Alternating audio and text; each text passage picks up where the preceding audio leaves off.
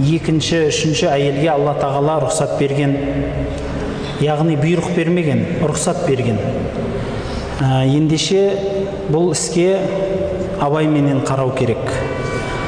Әсіресе осы қазіргі біздің қоғамда оны жақсылығы да, жамандығы да көп.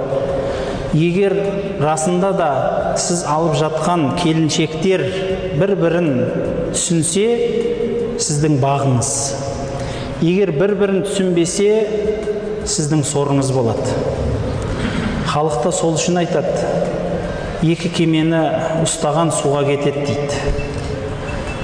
Сол үшін нәпсіге уақытша бір албырт, кішкентай бір болмағыр сезімге беріліп, ондай іске айналысу дұрыс емес деп насихат беретін едім.